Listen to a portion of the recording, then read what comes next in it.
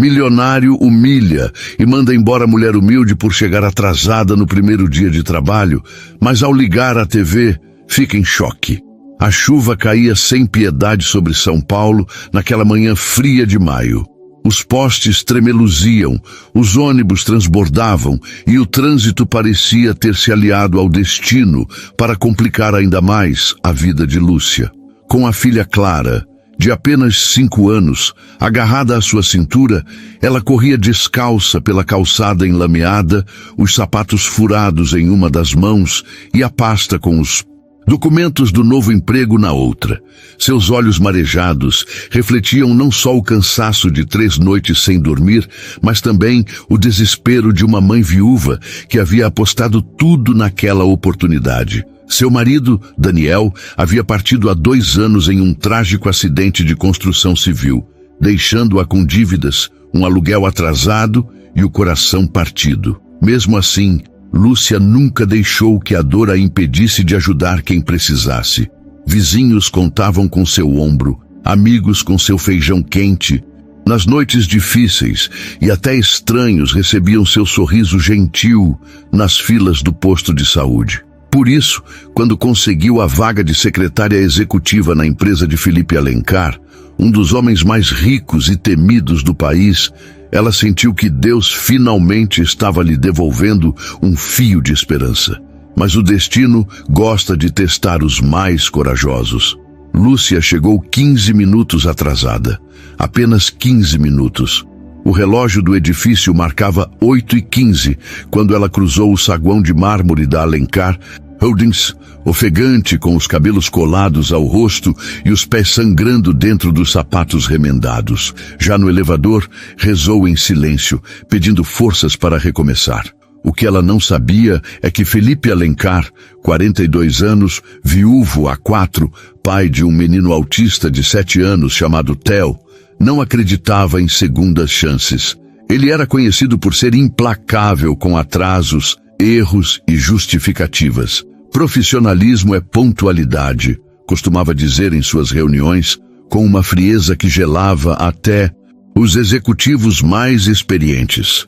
Quando Lúcia entrou na sala dele, tremendo e tentando se desculpar entre lágrimas contidas, Felipe nem sequer olhou para seus documentos. "Você está atrasada", disse com voz cortante como navalha. "Isso aqui não é creche nem posto de emprego comunitário. É uma empresa e, como tal, exige respeito. Seu primeiro dia terminou antes mesmo de começar. Pode ir embora." Lúcia tentou falar.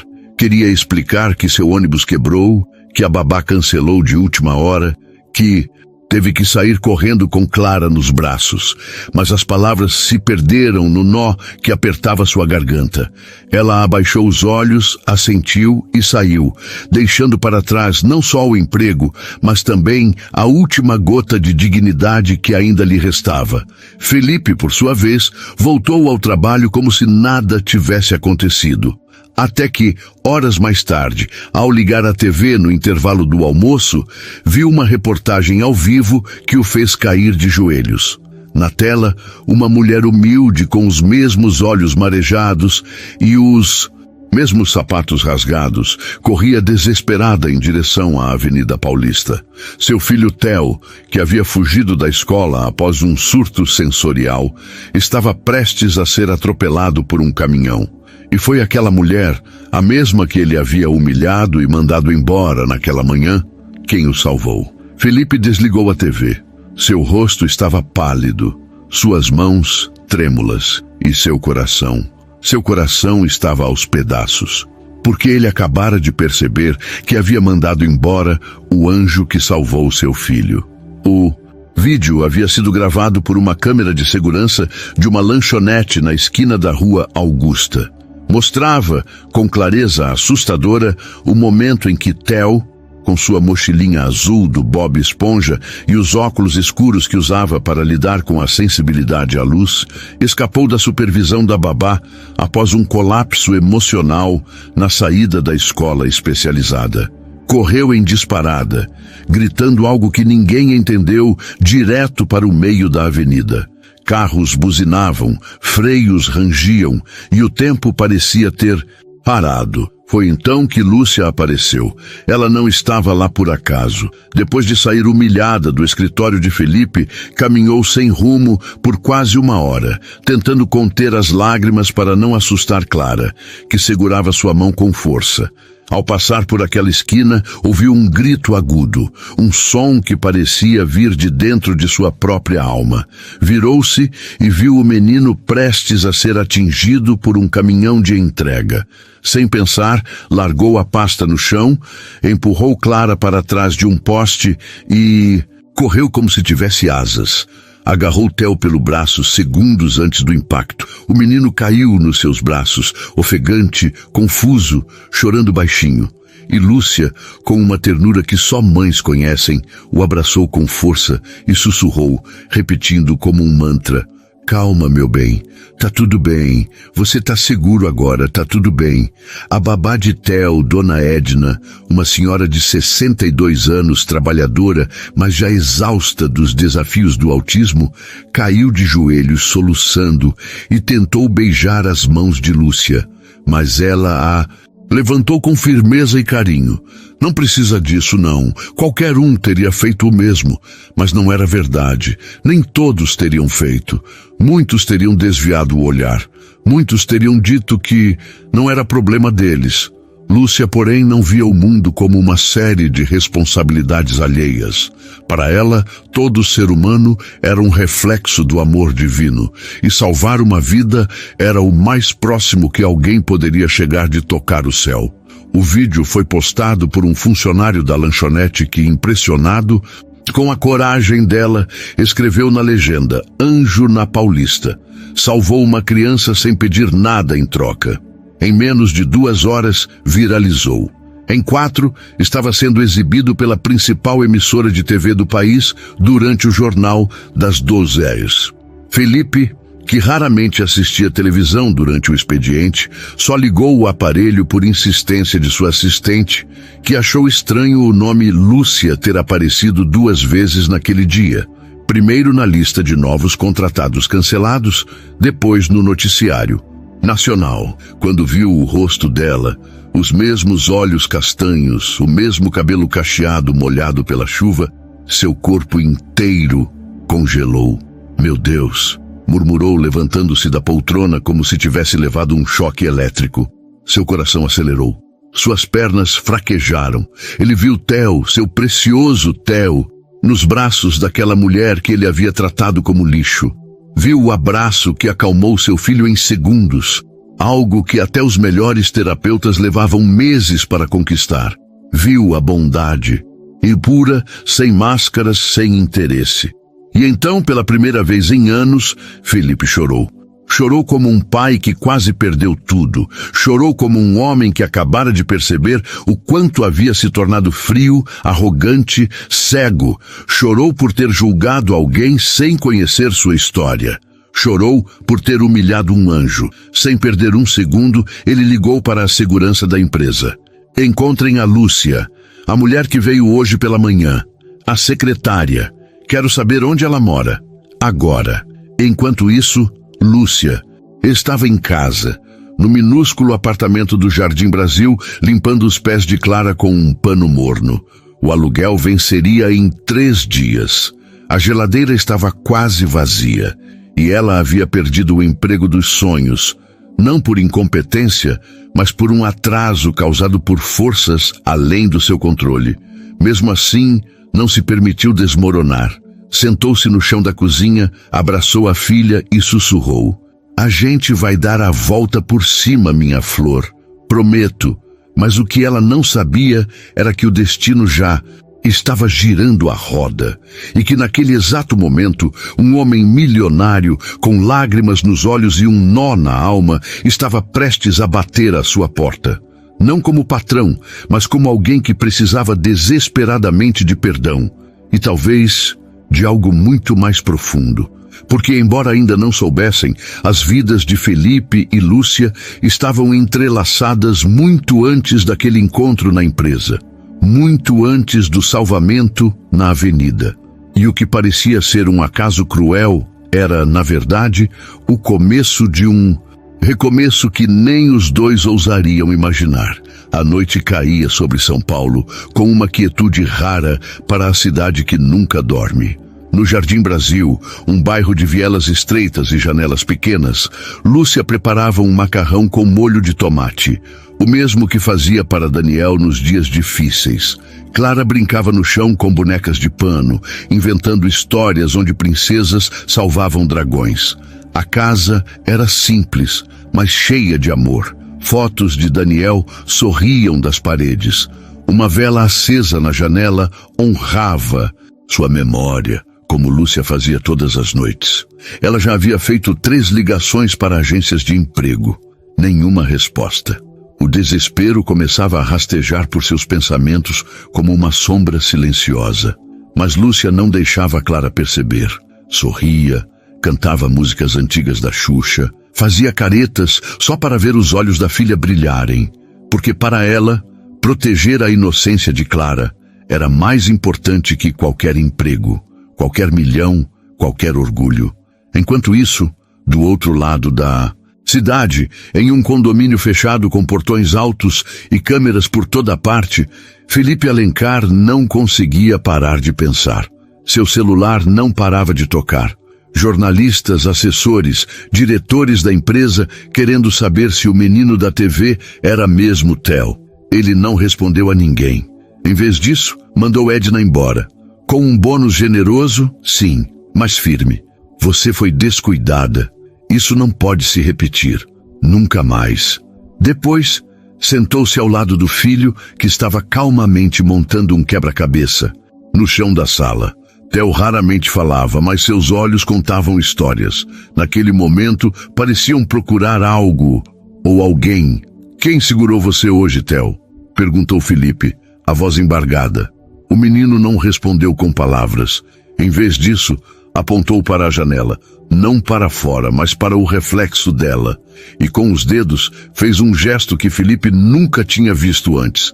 Abraçou o próprio corpo como se estivesse se aninhando em alguém. Felipe engoliu seco. Seu coração doeu. Foi ela, não. Foi. A mulher que te abraçou, foi ela. Theo assentiu levemente com os olhos fixos no chão. Depois pegou um pedaço do quebra-cabeça e colocou no lugar certo. Um sorriso quase imperceptível surgiu em seus lábios. Naquela hora, Felipe soube. Ele não podia simplesmente agradecer. Ele precisava encontrar Lúcia, precisava se desculpar, precisava entender como alguém tão pobre materialmente podia ser tão rico de alma. Às 21 horas, seu carro preto blindado estacionou em frente ao prédio onde Lúcia morava. O motorista abriu a porta, mas Felipe recusou a ajuda. Queria subir sozinho. Queria encarar o peso de seus erros com as próprias pernas. Subiu os 4 lances de escada, algo que nunca havia feito em sua vida de elevadores privativos. Ao chegar ao andar, hesitou diante da porta 304. Ouviu risadas infantis do outro lado, uma canção suave sendo cantada. Respirou fundo. Bateu. Lúcia abriu a porta com um pano de prato nas mãos. Ao ver Felipe, seus olhos se arregalaram. O coração disparou. Pensou, será que ele veio me processar? Dizer que fui imprudente? O que o senhor quer? Perguntou, com a voz trêmula, mas firme. Felipe não usou gravata, não usou paletó. Estava de camisa social amarrotada, os olhos vermelhos, as mãos suadas. Começou, e engoliu em seco. Eu vim pedir desculpas. Lúcia ficou em silêncio. Clara espiava por trás de suas pernas, curiosa. O senhor me humilhou, disse Lúcia, com a voz baixa, mas carregada de dignidade. Na frente de todo mundo. Não me deu chance de explicar. Disse que eu não era profissional, quando, na verdade, estava lutando para sobreviver. Eu sei, respondeu Felipe com a voz quebrada. E eu me arrependo profundamente. E então, com uma humildade que surpreendeu até a si mesmo, ele se ajoelhou.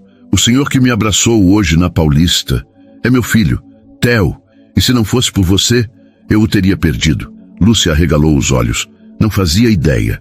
O menino da TV era filho dele? Eu não sabia, sussurrou. Eu sei. E mesmo assim, você o salvou. sem saber quem era, sem querer nada em troca, só por ser quem você é. Lúcia sentiu os olhos marejarem, não por pena, mas por alívio. Alguém finalmente enxergava o que ela era. Não uma funcionária atrasada, mas uma mãe, uma alma generosa, uma mulher que lutava todos os dias com coragem silenciosa. "O que o senhor quer agora?" perguntou, secando uma lágrima com as costas da mão. Felipe se levantou, mas manteve a postura humilde. "Quero que você trabalhe para mim. Não como secretária, como babá de Theo. Ele precisa de você. E eu..." hesitou. "Eu preciso aprender com você." Lúcia riu, um riso triste e lindo ao mesmo tempo. "O senhor acha que dinheiro conserta tudo?" "Não", respondeu ele sério. "Mas talvez dê a você a chance de escolher. Ofereço 3 vezes o salário que prometi como secretária. Moradia em um apartamento dentro do meu condomínio. Escola particular para Clara. Assistência médica. E respeito. Sempre." Lúcia olhou para trás. Clara a encarava com aqueles olhos grandes, cheios de esperança. Ela pensou em Daniel, pensou em tudo pelo que passara. Pensou em Theo, nos braços dela, calmo como nunca. "Eu só aceito", disse firme, "se for por ele, não por você. E se eu puder manter minha dignidade." Felipe assentiu. "Pode manter tudo, até me ensinar a ser um homem melhor." Naquela noite, enquanto Lúcia arrumava as malas, Clara perguntou: "Mãe, a gente vai morar com um homem triste?" "Vamos, minha flor", respondeu Lúcia sorrindo. "E talvez a gente consiga fazer ele sorrir de verdade." O que nenhum dos dois sabia era que no futuro não seria apenas um sorriso. Seria um amor que nasceria devagar, como uma flor que desabrocha em meio ao concreto. Um amor feito de silêncios, gestos pequenos, cafés compartilhados e olhares que diziam mais que 1000 palavras. Mas ainda era cedo para isso. Ainda havia feridas para curar e segredos para serem revelados, porque nos próximos dias algo aconteceria que faria Lúcia questionar tudo o que acreditava sobre o destino e sobre o próprio Felipe. Os primeiros dias no novo lar foram uma mistura de alívio e tensão. Lúcia e Clara se mudaram para um apartamento acolhedor dentro do condomínio de Felipe, com 2 suítes, varanda com vista para o parque e uma cozinha espaçosa onde Lúcia já começava a cozinhar com mais tranquilidade. Pela primeira vez em anos, Clara teve leite integral na geladeira, sapatos novos nos pés e um colchão que não rangia à noite. Mas o coração de Lúcia permanecia em guarda. Felipe, por sua vez, tentava manter distância, não por orgulho, mas por vergonha. Cada vez que a via com Theo, sentia um nó no peito. Havia algo quase mágico na forma como ela conseguia acalmar o menino. Enquanto outros falavam alto para chamar sua atenção, Lúcia sussurrava. Enquanto outros forçavam contato visual, ela simplesmente sentava ao lado dele, em silêncio, até que Theo, por vontade própria, tocasse sua mão. Numa tarde de sábado, enquanto Lúcia preparava biscoitos com Clara, na cozinha, Theo apareceu na porta, segurando um bloco de desenho. Sem dizer uma palavra, colocou o papel sobre a mesa. Era um desenho simples, feito com giz de cera. Uma mulher de cabelos cacheados abraçando um menino pequeno. Ao fundo, carros e um sol amarelo brilhante. "É você", disse Clara, surpresa. "Ele te desenhou, mãe?"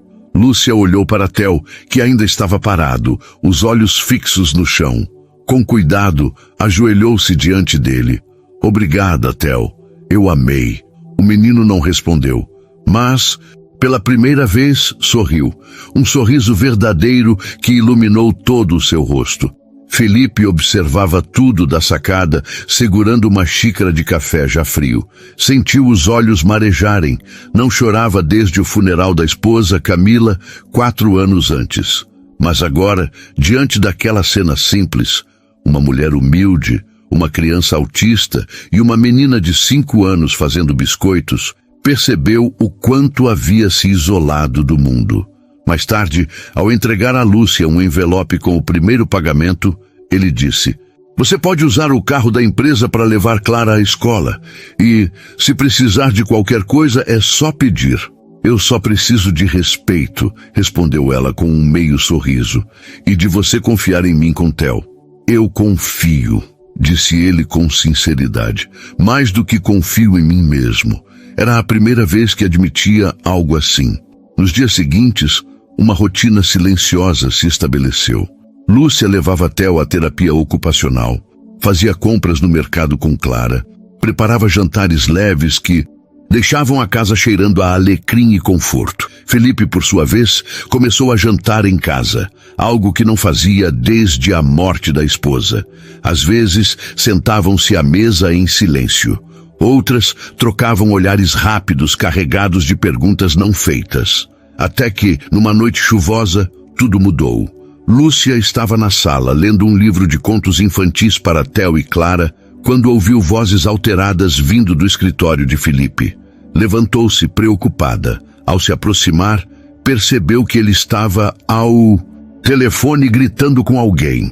"Eu disse que não quero mais saber disso", vociferava. "Aquele dinheiro é sujo e você sabe disso." Ela recuou, sem querer invadir sua privacidade. Mas, ao voltar para a sala, notou que Theo estava agitado, batendo as mãos nas orelhas, respirando rápido. O barulho alto o havia perturbado. Lúcia o abraçou, cantarolando uma melodia suave que costumava acalmar Daniel quando ele voltava exausto do trabalho. Theo foi se acalmando aos poucos. Mas, quando Felipe entrou, na sala, pálido e tenso, algo estranho aconteceu. Theo olhou para ele e murmurou pela primeira vez em meses: "Papai triste." Felipe parou no meio do caminho, como se tivesse levado um soco no estômago. "Theo, você falou?" O menino não repetiu. Voltou a se concentrar no livro que Lúcia segurava. Mas aquelas duas palavras ecoaram na sala como um sino. Naquela noite, Felipe bateu à porta do apartamento de Lúcia. Ela atendeu com um roupão, os cabelos soltos, os olhos cansados, mas alertas. "Eu preciso te contar uma coisa", disse ele com a voz rouca. "Algo que não contei a ninguém." Lúcia hesitou, mas o deixou entrar. Sentaram-se na varanda, sob a chuva fina que caía sem pressa. Felipe respirou fundo. "Meu pai, ele construiu parte da fortuna da família com esquemas ilegais. E eu herdei tudo. Tentei limpar, reformar, reconstruir, mas ainda há sombras que me perseguem. Hoje, um antigo sócio ameaçou expor tudo se eu não pagasse um suborno." Lúcia o olhou com serenidade. "E o que você vai fazer?" "Recusar, custe o que custar, porque..." Ele olhou para dentro do apartamento, onde Theo e Clara dormiam lado a lado no sofá. "Eu não quero que meu filho cresça achando que o mundo é feito de mentiras."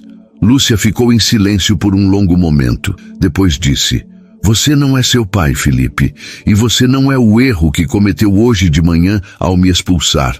Você é o homem que voltou para pedir desculpas. E isso vale mais do que qualquer fortuna."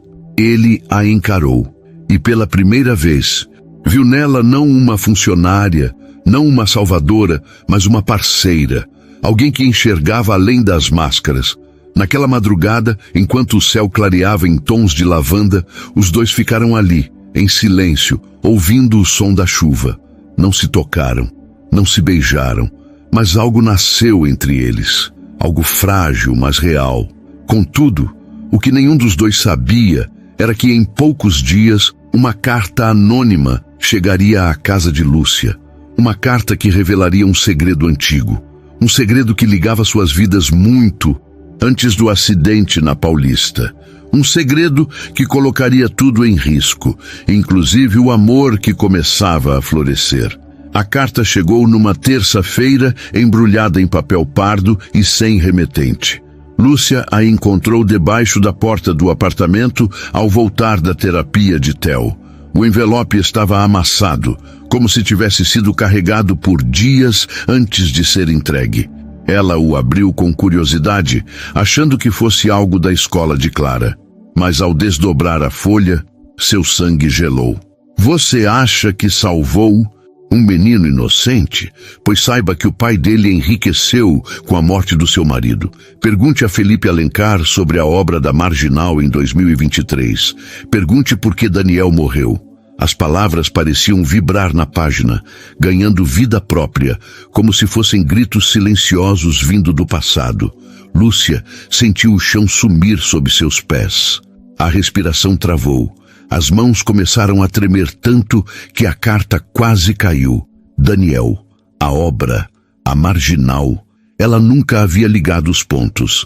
Na época da morte do marido, foi tudo muito rápido. Acidente de trabalho, indenização mínima, funeral apressado.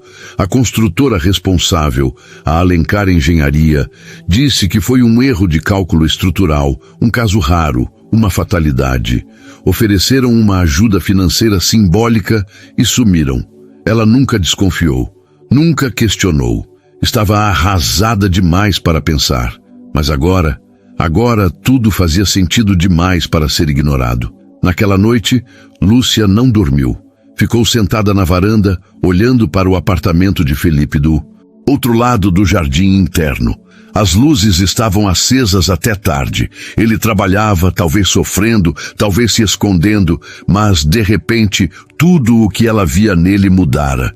O homem que a humilhou, o pai arrependido, o milionário solitário.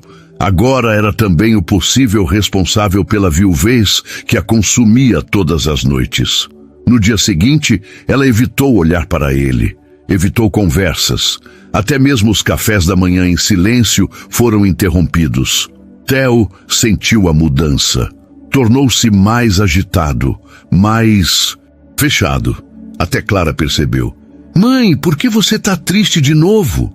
Não estou triste, meu amor, mentiu Lúcia com um sorriso forçado. Mas a verdade ardia em seu peito como carvão em brasa. Felipe, por sua vez, notou a distância. Tentou se aproximar, mas Lúcia sempre arrumava uma desculpa. Preciso levar Theo à terapia. Clara tem febre. Estou organizando os documentos. Ele sentia que algo estava errado e, pela primeira vez, temeu que tivesse perdido a chance de reconstruir algo bonito. Foi numa tarde de sábado, enquanto Theo brincava no parquinho do condomínio, que tudo veio à tona.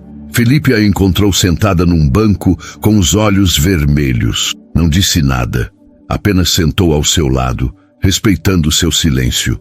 Passaram minutos assim, até que Lúcia, com a voz embargada, perguntou: Você sabia que meu marido morreu numa obra da sua empresa? Felipe congelou. Daniel sussurrou como se o nome fosse uma chave que abrisse uma porta trancada há anos. Sim, Daniel Mendes. Morreu em 17 de março de 2023. Queda de andaime. Marginal Tietê, trecho norte. Felipe abaixou a cabeça. Seu rosto empalideceu. Quando voltou a falar, sua voz era trêmula, carregada de culpa. Eu não sabia que era você. Juro por Deus. Na época eu estava em Nova York, lidando com a saúde da Camila. Meu sócio, ele assumiu todas as operações do Brasil. Quando soube do acidente, ordenei uma investigação. Os laudos oficiais apontaram falha humana, negligência do contramestre, mas ele fez uma pausa, os punhos cerrados. Meses depois, encontrei e-mails escondidos. E-mails que provavam que materiais substandard foram usados de propósito para cortar custos. Meu sócio, ele autorizou. Lúcia sentiu o mundo girar. E você fez o quê? Demiti ele. Processuei a construtora subsidiária. Paguei indenizações extras a todas as famílias. Dezenas delas, em sigilo, para evitar escândalo. Mas sua voz quebrou. Eu não fui atrás de cada um. Não olhei nos olhos de quem perdeu alguém. Fiz como sempre faço. Tentei consertar com dinheiro, não com alma. Lúcia olhou para Theo, que brincava com uma folha seca, concentrado em dobrá-la em formato de barco. Você me humilhou por 15 minutos de atraso, mas meus 15 anos com Daniel acabaram por causa de um cimento barato e um lucro fácil. Felipe não teve defesa, apenas abaixou a cabeça e chorou, não pelas lágrimas fáceis do arrependimento, mas pelo peso verdadeiro da culpa.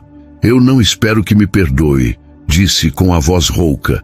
Mas, por favor, não leve Theo, ele te ama e eu estava começando a te amar também. Lúcia não respondeu. Levantou-se e foi buscar Theo. Mas aquela noite foi a mais longa de sua vida. Deitada na cama, ouvindo a respiração suave de Clara, Lúcia pensou em tudo. No amor que sentia por Felipe, na dor que ele representava, na inocência de Theo, na justiça que Daniel merecia e na pergunta que não queria fazer, mas que não podia ignorar. Será que o destino nos colocou juntos para curar ou para punir? No dia seguinte, ao acordar, tomou uma decisão. Iria embora. Deixaria o apartamento, o salário generoso, a segurança. Levaria Clara e recomeçaria. Outra vez, como sempre. Porque amar um homem cuja família destruiu a dela era como tentar construir uma casa sobre cinzas. Mas o que Lúcia não sabia era que naquela mesma manhã, Theo havia desaparecido do quarto. E dessa vez, não foi por acidente, foi por escolha. Porque na noite anterior, ouvindo os sussurros tristes da mãe, o menino autista, que raramente falava, havia feito algo inédito. Tinha escrito um bilhete e deixado sobre a cama de Felipe. Não vai, mãe fica, eu preciso. E com as chaves do carro da empresa que Lúcia usava, saiu pelo portão a pé, em direção ao único lugar que achava que poderia trazê-la de volta. O condomínio entrou em pânico às 6h17 da manhã. As câmeras de segurança registraram Theo saindo pelo portão lateral, o mesmo que dava para a avenida arborizada, com uma mochilinha azul nas costas e as chaves do carro de Lúcia na mão. Ele não dirigia, claro, tinha apenas 7 anos, mas sabia o caminho. Tinha memorizado cada curva, cada semáforo, cada ponto de referência. Autistas, quando fixados em algo, transformam o mundo em um mapa mental perfeito. O que ninguém sabia era para onde ele ia. Felipe acordou com o celular explodindo em notificações. A equipe de segurança, os seguranças do condomínio, os vizinhos, todos ligando ao mesmo tempo. Quando leu o bilhete deixado por Theo, seu coração parou. Ela vai embora, murmurou, correndo descalço até o apartamento de Lúcia. Lúcia já estava arrumando as malas, os olhos secos, mas o rosto pálido. Clara chorava baixinho no canto, agarrada à boneca de pano. Theo sumiu, disse Felipe ofegante. Ele foi atrás de você. Lúcia largou a mala no chão. O mundo girou. O quê? Ele pegou as chaves do seu carro. Saiu a pé. Está sozinho, na cidade. Lúcia sentiu o chão desaparecer. Sem pensar, agarrou o casaco e correu. Felipe foi atrás, mas ela se virou com os olhos cheios de fogo. Isso é sua culpa. Seu mundo de silêncios, de segredos, de dinheiro sujo. Agora meu filho está perdido por minha causa. Nosso filho também está perdido, gritou Felipe, pela primeira vez perdendo o controle. Theo não é só meu, ele te escolheu. Você acha que eu não vi? Ele te chama de mãe quando pensa que ninguém ouve. Lúcia parou. O grito dele ecoou no corredor como um trovão. Ela respirou fundo. Não havia tempo para brigas. Não agora. Onde ele iria? Perguntou com urgência. Felipe fechou os olhos, tentando pensar como Theo pensaria. Ele não entende a Deus. Ele entende volta. E o único lugar onde você disse que voltaria foi a Paulista. Lúcia engoliu seco. O lugar onde eu o salvei. Sim. Sem mais palavras, os dois correram para o carro. Felipe dirigia como se a vida deles, e não apenas a de Theo, dependesse disso. As ruas estavam vazias, a cidade ainda acordando, mas cada minuto parecia uma eternidade. Enquanto isso, Theo andava calmamente pela calçada da Avenida Paulista. Seu passo era firme, seu olhar fixo. Usava os óculos escuros, a mochila do Bob Esponja e segurava um papel amassado na mão. Um desenho que fizera na noite anterior. Lúcia, Clara, ele e Felipe, todos de mãos dadas em frente a uma casa com um sol amarelo. Chegou ao ponto exato onde havia quase sido atropelado semanas atrás. O mesmo poste, a mesma lanchonete. Parou ali, sentou-se na calçada e esperou. Não chorou, não se desesperou, apenas esperou. Porque para Theo, o amor não era explicado com palavras, era provado com presença, e se Lúcia estava indo embora, ele iria esperar até que ela voltasse, mesmo que levasse dias. Quando Lúcia e Felipe chegaram, o sol começava a subir no céu, e lá estava ele, pequeno, sozinho, mas imensamente corajoso. Lúcia correu, ajoelhou-se diante dele, tremendo. Theo, meu Deus, Theo! Por que você veio aqui? O menino olhou para ela. Depois pegou sua mão e colocou sobre o próprio peito. Em seguida, apontou para o coração de Lúcia. Não vai, sussurrou. Lúcia explodiu em lágrimas. Abraçou-o com força, como se nunca mais fosse soltar. Felipe se ajoelhou ao lado dos dois, os olhos úmidos, as mãos trêmulas. Ele não quer que você vá, disse, com a voz embargada. E eu também não. Lúcia olhou para ele. Naquele momento viu além do milionário, além do erro, além da dor. Viu um homem que, assim como ela, estava tentando reconstruir algo quebrado. Viu um pai que amava com silêncio, mas com profundidade. Viu alguém que, apesar de tudo, havia escolhido a verdade. Eu não posso fingir que não dói, disse ela, baixinho. Mas eu também não posso ir embora, porque ele me escolheu. E de alguma forma, eu já escolhi vocês também. Felipe não disse nada, apenas estendeu a mão. E Lúcia, após um instante de hesitação, a segurou. Naquele exato momento, os três, mais Clara, que havia sido trazida pela empregada do condomínio, formaram um círculo na calçada. Uma família improvável, feita de cicatrizes, segredos e segundas chances. Mas o destino ainda não tinha terminado de testá-los, porque enquanto voltavam para casa, um carro preto os seguiu, discretamente, com as janelas fechadas, e dentro dele, um homem de terno escuro segurava um tablet com fotos de Lúcia, Theo e um documento com o selo do antigo sócio de Felipe. Alguém tinha descoberto que Lúcia sabia da verdade sobre a morte de Daniel. E pior, alguém estava disposto a silenciá-la para sempre. Nos dias que se seguiram ao desaparecimento de Theo, algo mudou na dinâmica daquela casa. Não era mais empregada e patrão, nem mãe solteira e milionário arrependido.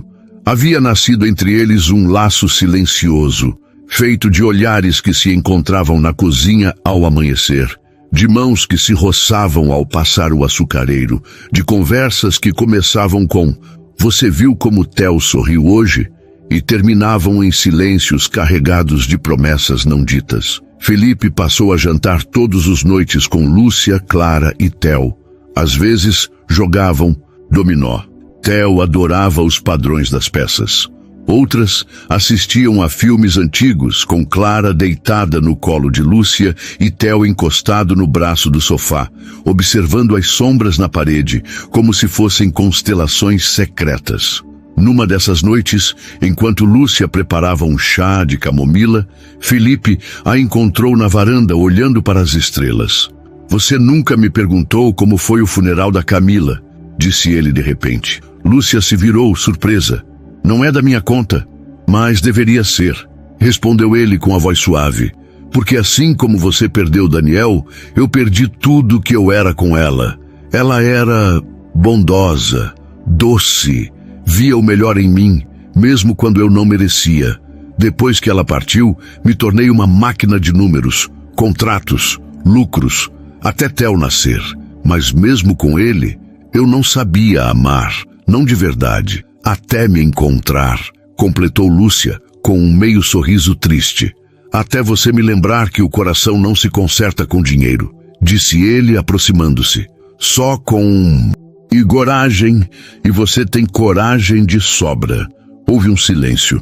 O vento balançou as folhas do jasmim trepadeira, e pela primeira vez, Felipe tocou a mão de Lúcia. Não de forma impulsiva, mas com reverência, como se estivesse tocando algo sagrado. Ela não a afastou, mas no dia seguinte, o clima de paz foi quebrado. Lúcia estava levando Clara à escola, quando notou o mesmo carro preto estacionado do outro lado da rua. Já era a terceira vez naquela semana. Disfarçou, mas seu coração acelerou. Ao voltar, contou a Felipe. Pode ser só coincidência, disse ele, tentando acalmar. Mas vou reforçar a segurança e contratar um motorista exclusivo para vocês. Não quero viver em uma fortaleza, retrucou Lúcia. Quero viver em paz. Eu também, respondeu ele sério. Mas há pessoas que não querem que a verdade venha à tona. Naquela mesma tarde, Felipe recebeu um telefonema anônimo. Uma voz distorcida disse apenas: pare de cavar o passado, Alencar. Ou a viúva do operário vai virar órfã de filha. Também, Felipe desligou, pálido, correu até o apartamento de Lúcia, encontrou-a ensinando Theo a plantar alecrim em vasos na varanda. Vocês precisam sair da cidade, disse, sem rodeios. Por alguns dias. É perigoso. O quê? Lúcia se levantou assustada. Quem ameaçou a gente? Meu ex-sócio. Ele descobriu que você sabe e está com medo de que eu o exponha oficialmente. Ele tem contatos perigosos. Lúcia olhou para Clara, que brincava com as folhas do alecrim. Depois, para Theo, que a observava com aquele olhar profundo, como se entendesse tudo. Eu não vou fugir, disse com firmeza. Já fugi da dor, do luto, da verdade, mas não vou fugir de novo. Se ele quer guerra, que venha, mas dessa vez com nome, rosto e justiça. Felipe ficou em silêncio por um longo momento. Depois sorriu, um sorriso diferente, mais leve, mais humano. Você é incrível, Lúcia. E você está aprendendo? Respondeu ela, com um brilho nos olhos. Naquela noite, Felipe ligou para seu advogado de confiança e pela primeira vez em anos autorizou a quebra total do sigilo de todas as contas da Alencar Engenharia entre 2022 e 2023. Também registrou uma denúncia formal na Polícia Federal com cópia para o Ministério Público do Trabalho. Mas o que nenhum dos dois sabia era que, na manhã seguinte, algo ainda mais inesperado aconteceria. Clara acordou com febre alta. Lúcia, assustada, a levou ao hospital particular, do qual Felipe era acionista. Enquanto esperava no corredor, ouviu 2 médicos conversando. Essa infecção é rara. Só vimos casos parecidos em crianças expostas à água contaminada em canteiros de obra mal fiscalizados. Lúcia congelou. Água contaminada. Canteiros de obra. Daniel havia mencionado isso antes de morrer. Dissera que os operários estavam bebendo água de poço não tratado, porque a empresa cortou o fornecimento de galões. Muitos ficaram doentes, alguns internados. Será que a morte de Daniel não foi só um acidente? Será que foi negligência criminosa? Naquele instante, Lúcia soube. Aquilo não era só sobre indenização ou vingança, era sobre justiça, por Daniel, pelos outros operários, pelas famílias que sofreram em silêncio. Ela voltou para casa determinada. Felipe, disse ao encontrá-lo na sala, preciso que você me ajude a encontrar os outros familiares das vítimas daquela obra. Por quê? Porque não fui a única que perdeu alguém, e juntos somos mais fortes. Felipe a encarou por um longo momento. Depois, assentiu. Vamos fazer isso juntos. Mas enquanto planejavam o próximo passo, Theo entrou na sala segurando um tablet. Estava com um vídeo aberto. Um vídeo antigo, gravado por um operário com o celular. Mostrava o canteiro da obra da Marginal. E no canto da tela, uma placa com o nome Alencar Engenharia. E ao fundo, a voz de um homem gritando: se reclamar, tá demitido. Quer trabalho? Cala a boca e sobe. O homem era o ex-sócio de Felipe. Lúcia sentou-se no chão, chorando em silêncio. É a prova, sussurrou. Felipe abraçou. Os dois, Lúcia e Theo, como se fossem sua única âncora no mundo. Vamos expor tudo, disse ele com determinação.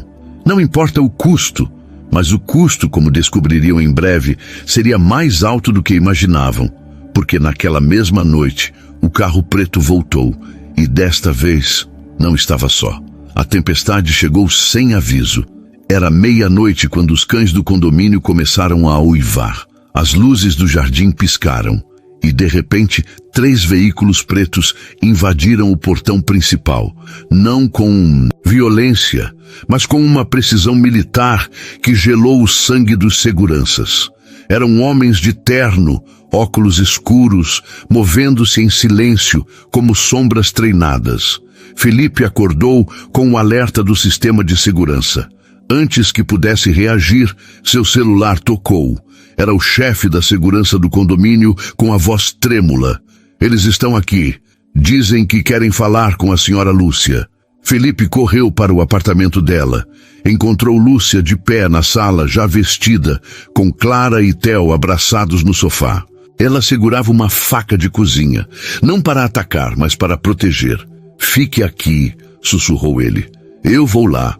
Não, respondeu Lúcia, firme. Isso é comigo também. Desceram juntos. No saguão, 7 homens os esperavam.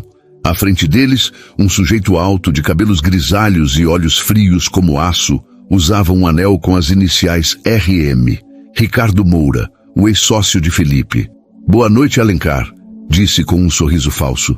Vim resolver um mal-entendido. Não há mal-entendido, retrucou Felipe, colocando-se à frente de Lúcia. Você ameaçou minha família. Família? Ricardo riu, olhando para Lúcia com desdém.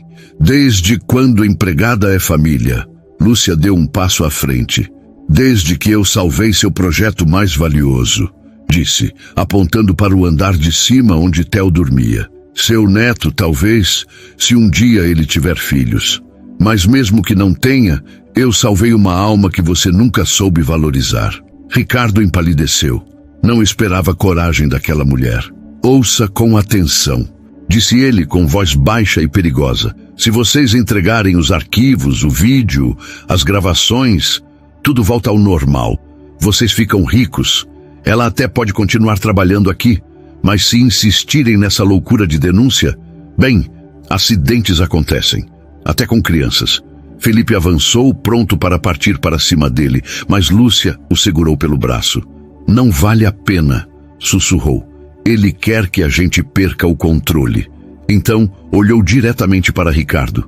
Você acha que a ameaça me assusta? Eu já perdi tudo. Já chorei até não ter mais lágrimas. Já dormi com fome para minha filha comer. E mesmo assim, ainda tenho mais dignidade do que você jamais terá. Ricardo ficou em silêncio por um instante. Depois, sorriu. Um sorriso sem alma. Então que seja. Os homens se retiraram, mas todos sabiam. Aquilo não tinha terminado. Na manhã seguinte, Felipe cancelou todas as reuniões. Chamou seu advogado, seu contador e seu chefe de segurança. Em segredo, transferiu todos os ativos pessoais para um fundo irrevogável em nome de Theo, blindando seu filho de qualquer retaliação financeira. Depois, ligou para um antigo jornalista investigativo, agora aposentado, mas respeitado por expor grandes corrupções. Vou entregar tudo, disse Felipe. Provas, gravações, depoimentos. Mas preciso que você publique antes que eles destruam as evidências. E sua vida? Perguntou o jornalista. Já não era minha há muito tempo, respondeu Felipe. Agora pertence a eles. Naquela tarde, Lúcia reuniu-se com 3 viúvas de operários da mesma obra. Encontraram-se num parque discreto. As mulheres choraram ao ouvir o nome de Daniel. Uma delas disse que seu marido morreu de infecção semanas depois por beber a mesma água contaminada. Outra contou que foi ameaçada quando pediu justiça. Todas haviam se calado, até agora. Nós vamos juntas, disse Lúcia, segurando as mãos delas. Não como vítimas, como testemunhas. Naquela noite, algo inesperado aconteceu. Theo, que raramente falava mais de 2 palavras seguidas, sentou-se ao piano que Felipe havia comprado pensando nele, mas que nunca tinha sido tocado. Com os dedos pequenos e precisos, começou a tocar uma melodia simples, repetitiva, mas cheia de emoção.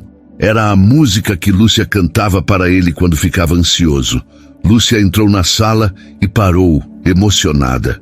Theo, você aprendeu? O menino não respondeu, mas olhou para ela e sorriu. Felipe apareceu na porta, segurando 2 cafés. Quando viu a cena, seus olhos se encheram d'água.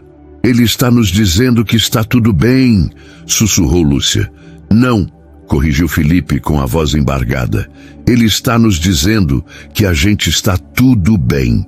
Mas enquanto a música suave enchia a casa, lá fora, nas sombras da noite, o mesmo carro preto voltou. Desta vez, não veio para ameaçar, veio para agir. Porque no dia seguinte, o jornalista amanheceria com o carro incendiado e um bilhete na porta. A próxima fagulha queima mais que papel. A guerra tinha começado, e o mundo logo descobriria que Lúcia não era apenas uma mulher humilde que salvou um menino. Ela era o estopim de uma revolução silenciosa, feita de mães, viúvas, verdades enterradas, e um amor que estava disposto a perder tudo para proteger o que era certo. Amanhã, a verdade iria à luz, e nada, nem o dinheiro, nem o medo, nem o silêncio, poderia detê-la.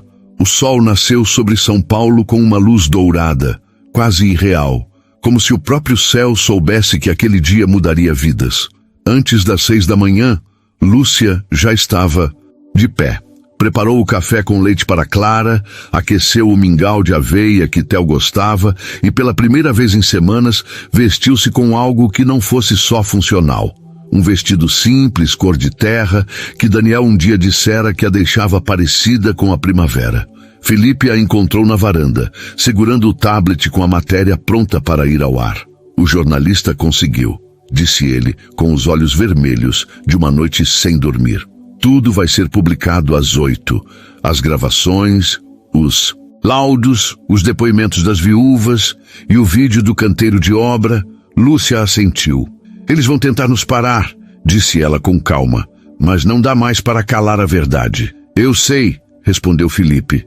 E se algo acontecer comigo, quero que você saiba, tudo o que tenho é de vocês agora, de Theo, de Clara e de você. Ela o encarou, não com gratidão, mas com amor. Um amor que nasceu da dor, foi temperado pelo perdão e selado pela coragem. Nada vai acontecer com você, disse, segurando suas mãos. Porque hoje não somos mais 2, somos muitos, e a verdade tem mais força do que qualquer arma. Às 8h03, a matéria estourou nas redes sociais. Morte na Marginal. Como uma construtora matou operários para lucrar. O vídeo do canteiro, o áudio do ex-sócio, os nomes, as datas, as contas secretas, tudo ali exposto com frieza jornalística, mas com a alma de quem sabia que aquilo era mais do que uma reportagem. Era justiça. Em menos de 1 hora, o nome Ricardo Moura estava entre os mais buscados do país. A Polícia Federal invadiu seu escritório. Sua conta no exterior foi bloqueada e, às 10h17, ele foi preso em flagrante por obstrução da justiça, ameaça qualificada e crimes contra a ordem econômica. Mas o golpe final veio de onde ninguém esperava. Enquanto a comoção nacional crescia, Lúcia recebeu uma ligação. Era uma repórter da TV querendo entrevistá-la ao vivo. Você é a heroína dessa história, disse a jornalista. Não, respondeu Lúcia com serenidade. Heróis são os que morreram calados. Eu só falei por eles. Na entrevista, ela não chorou, não gritou, apenas contou a verdade, com a voz firme de uma mulher que perdeu tudo, mas nunca perdeu a si mesma. Mostrou fotos de Daniel, falou dos outros operários e, no final, segurou a mão de Theo, que apareceu ao seu lado segurando um desenho, um sol, uma casa e 4 pessoas de mãos dadas. Quando a transmissão terminou, o Brasil inteiro sabia quem era Lúcia, mas, mais importante, Felipe sabia quem ela era para ele. Naquela noite, após garantirem a segurança da casa e colocarem Clara e Theo para dormir, os 2 caminharam pelo jardim do condomínio sob um céu cheio de estrelas. Você salvou minha vida hoje, disse Felipe, parando diante dela. Não só a de Theo, a minha. Não foi mérito meu, respondeu Lúcia. Foi coragem, e você também a encontrou. Ele a olhou por um longo momento. Depois, com a voz trêmula, disse: Eu te amo, Lúcia, não porque você me salvou, nem porque você me perdoou, mas porque você me mostrou que ainda sou capaz de ser bom, que ainda há esperança para gente como a gente. Lúcia não respondeu com palavras, apenas se aproximou e pela primeira vez beijou seus lábios, devagar, como quem planta uma semente em terra seca. E naquele beijo nasceram 1000 promessas, de dias mais leves, de cafés compartilhados ao amanhecer, de risadas de Clara e Theo correndo pelo jardim, de um casamento simples na igreja do bairro, com vestido alugado e bolo de cenoura feito por ela mesma. Meses depois, Lúcia deixou de ser empregada. Tornou-se sócia de um projeto social que oferecia apoio psicológico e jurídico a famílias de vítimas do trabalho precário, não com dinheiro, mas com voz, com tempo, com presença. Felipe vendeu parte da Alencar Holdings e criou uma fundação voltada à segurança em canteiros de obra, mas jamais apareceu nas fotos. Deixava esse espaço para Lúcia, que com sua humildade e coragem se tornou símbolo de resistência silenciosa. E Theo aprendeu a falar mais. E num desses dias, durante o casamento dos dois, sim, eles se casaram num sábado ensolarado, com Clara de flor no cabelo e Theo segurando as alianças. O menino olhou para os convidados e disse, claro e alto: Mamãe Lúcia, Papai Felipe, eu feliz. Foi o aplauso mais emocionado que já se ouviu. A história de Lúcia e Felipe não era de conto de fadas. Era de gente real, de erros, arrependimentos, segundas chances, de um atraso de 15 minutos que quase destruiu tudo, e um gesto de amor que reconstruiu o impossível. E se você um dia vir uma mulher de vestido simples abraçando um menino autista na Paulista, não pense 2 vezes. Agradeça. Porque, às vezes, os maiores milagres vêm das mãos mais humildes. 2 anos se passaram. São Paulo continuava caótica, mas naquele canto tranquilo do jardim paulistano, longe dos holofotes, perto das árvores que Theo tanto amava, a vida pulsava com uma calma que só o amor verdadeiro sabe construir. A casa agora era maior, sim, mas não por luxo, por necessidade. Clara, com 7 anos, precisava de seu quarto. Theo, já com 9, tinha um espaço adaptado com paredes sensoriais, luzes suaves e uma pequena estufa onde cultivava orquídeas, um hobby que descobrira ao ver Lúcia cuidar do jardim. E no centro de tudo, havia um pátio com uma velha mesa de madeira, onde todas as noites os 4 se reuniam para jantar sob as estrelas. Felipe havia vendido o escritório no centro. Trabalhava de casa, com horários flexíveis, dedicando-se a projetos sociais que antes julgava a perda de tempo. Lúcia, por sua vez, tornara-se conhecida não como esposa de um milionário, mas como Lúcia Mendes, a voz dos esquecidos. Seu podcast semanal, Sementes de Esperança, contava histórias reais de superação, justiça e compaixão. Tinha milhões de ouvintes, mas ela ainda respondia pessoalmente a cada mensagem de mãe viúva, de operário demitido, de criança que perdeu o pai cedo demais. Ninguém mais a chamava de a empregada que salvou o filho do patrão. Agora diziam, ela salvou a alma dele também. Mas o que poucos sabiam era que por trás daquela vida aparentemente perfeita ainda havia cicatrizes. Nem tudo foi resolvido com um beijo ou um casamento. Daniel ainda aparecia nos sonhos de Lúcia, às vezes sorrindo, outras em silêncio, como se a perdoasse por seguir em frente.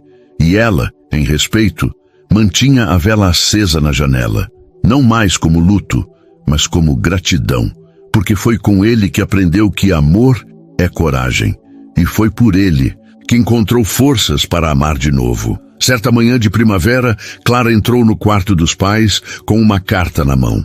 Mamãe, olha o que eu achei no correio. Era um envelope simples, sem remetente. Lúcia o abriu com cuidado, lembrando-se daquele outro envelope anos antes, que quase destruiu tudo. Dentro havia uma foto antiga. Ela gelou. Era Daniel, sorrindo de capacete em frente a um canteiro de obra. Ao lado dele, um jovem de 20 e poucos anos, de óculos e sorriso tímido. Felipe. O quê? Murmurou incrédula. Felipe, que lia o jornal na cama, olhou para a foto. Seus olhos se arregalaram. Meu Deus, eu tinha esquecido. Você conhecia o Daniel? Perguntou Lúcia, a voz trêmula. Sim, respondeu ele com os olhos úmidos. Foi na minha primeira visita oficial, como herdeiro da Alencar Engenharia. Ele me puxou de lado e disse: "O senhor parece bom. Não deixa virar como os outros." Eu ri, achei bonito, mas não fiz nada. Voltei para os Estados e nunca mais o vi. Lúcia caiu, sentada na beira da cama. A verdade, agora, era ainda mais profunda do que imaginava. O destino, sussurrou, não nos colocou juntos por acaso. Daniel escolheu você. E, quando falhou, me mandou para terminar o que ele começou. Felipe segurou sua mão. Talvez ele soubesse que só você poderia me salvar. Naquele dia, os 4 foram ao cemitério. Clara levou flores amarelas. Theo, uma orquídea branca. Lúcia, um bilhete dobrado. Obrigada por me ensinar a amar e por me mostrar o caminho de volta a mim mesma. Felipe não escreveu nada, apenas tocou a lápide com a testa, em silêncio, um gesto de respeito, de arrependimento, de promessa. Ao voltarem para casa, Theo de repente parou no portão. Olhou para Lúcia, depois para Felipe e disse, com clareza surpreendente: "Papai, mamãe, vocês salvaram mim também." Foi como se o universo tivesse fechado um círculo. Naquela noite, durante o jantar, Clara perguntou: "Mãe, se você pudesse mudar alguma coisa no passado, mudaria?" Lúcia olhou para Felipe, que sorria com os olhos cheios de luz. "Não, minha flor", respondeu com serenidade, "porque até a dor me trouxe até aqui. E aqui é onde eu sempre deveria estar. A câmera do tempo não registra milagres, mas, se registrasse, capturaria exatamente aquele momento. 4 pratos sobre a mesa, risadas suaves, mãos entrelaçadas e um amor que nasceu da lama, mas floresceu como o mais puro dos jardins. Milionário humilha e manda embora mulher humilde por chegar atrasada no primeiro dia de trabalho, mas ao ligar a TV fica em choque. Hoje ele acredita que foi o melhor atraso da história, porque às vezes quem chega tarde traz justamente o que o mundo mais precisa: alma.